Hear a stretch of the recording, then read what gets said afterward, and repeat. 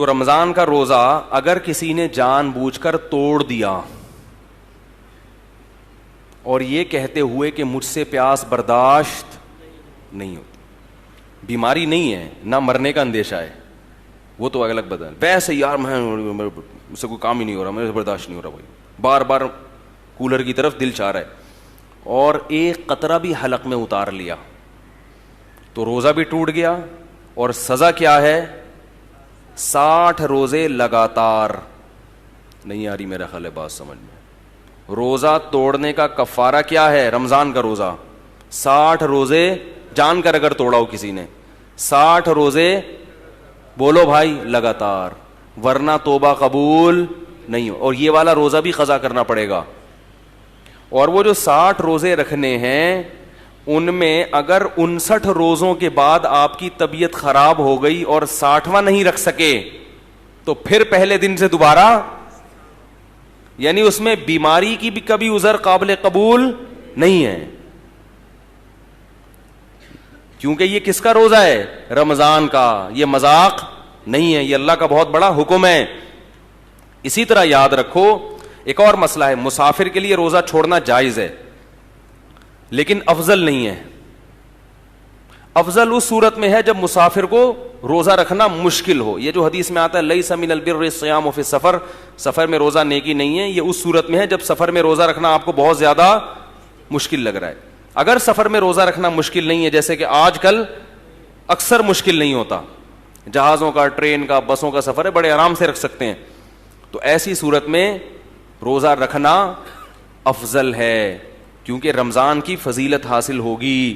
سمجھتے ہیں کہ نہیں سمجھتے؟ تو اس میں سستی کاہلی کر کے روزہ نہیں چھوڑنا چاہیے, جائز ہے بہرحال, چھوڑنا نہیں چاہیے. ایک مسئلہ یہ ہو گیا. دوسرا مسئلہ اور اچھی طرح سمجھیں کہ یہ جو مسافر کے لیے روزہ چھوڑنا جائز ہے یہ اس صورت میں ہے جب سحری کا وقت سفر کے دوران آ جائے.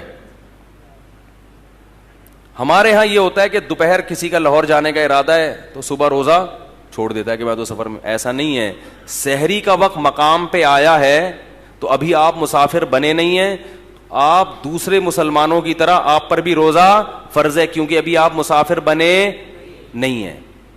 اب جب آپ نے روزہ رکھ لیا تو سفر میں اس کو مکمل کرنا واجب ہے, سفر میں آپ وہ توڑ نہیں سکتے.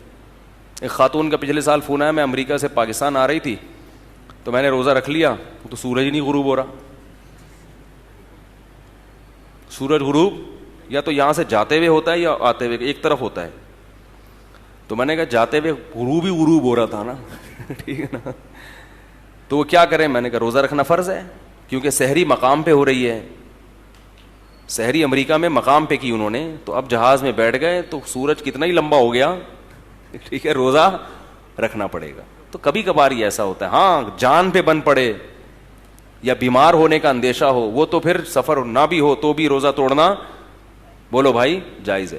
تو ایک مسئلہ ہے. دوسرا مسئلہ یہ, مسافر نے روزہ چھوڑ دیا, سفر میں سحری آئی تھی, آپ یہاں یعنی آپ جہاز میں بیٹھے لاہور سے کراچی آ رہے ہیں, راستے میں سحری کا وقت ہو گیا جہاز کے دوران یعنی پرواز کے دوران, تو آپ روزہ چھوڑ سکتے ہیں, آپ نے چھوڑ دیا روزہ. لیکن جب آپ نے روزہ چھوڑا تو جہاز میں ہی بیٹھ کے جتنا کھانا ہے کھا لیں. جب ایئرپورٹ پہ آپ اترے اور کراچی میں مقیم بن گئے تو جیسے ہی اپنے علاقے میں داخل ہو گئے یعنی شہر میں داخل ہوئے تو اس وقت کھانا پینا آپ کے لیے جائز نہیں ہے, بند, کیونکہ اب آپ مسافر نہیں رہے. اگرچہ روزہ نہیں ہے لیکن روزے داروں کی طرح آپ کو رہنا پڑے گا کیونکہ آپ نہ مسافر رہے نہ مریض رہے. تو فمن شہید منکم الشہر, کہ تم میں جو اس مہینے کو پائے گا وہ روزہ رکھے, تو اس کو روزہ رکھنا, اگرچہ یہ شرعی روزہ نہیں ہوگا کیونکہ سحری, کیونکہ وہ تو کھاتے آ رہے ہیں نا, لیکن پھر بھی روزے داروں کی طرح رہنا آپ پر کیا ہو جائے گا؟ واجب ہو جائے گا. نہیں آ رہی بات؟ ہم نے دیکھا ہے مسافر کا روزہ نہیں ہے, وہ آ کے کھا رہا ہوتا ہے. بھائی اب تو مسافر نہیں رہے نا تم, اب تھوڑی مسافر ہو, اب چپ آرام سے جیسے دوسرے بیٹھے ہوئے ہیں نا اس طرح بیٹھو, کھانے پینے کی اجازت. وہ کہتے ہیں جب میرا روزہ ہی نہیں ہے تو روزہ بھی مجھے بعد میں بھی قضا کرنا پڑے گا اور اب بھی مجھے کھانے پینے کی اجازت نہیں ہے. بالکل ایسا ہی ہے, بعد میں یہ قضا بھی کرنا پڑے گا کیونکہ آدھے دن تو آپ چرتے رہے نا, آدھے روزے تھوڑی ہوتے ہیں, اور آدھا دن آپ کو روزے داروں کی طرح رہنا بھی پڑے گا. سمجھ رہے کہ نہیں سمجھ رہے؟ تو یہ حکام ہے جن کی لوگ رعایت نہیں کرتے.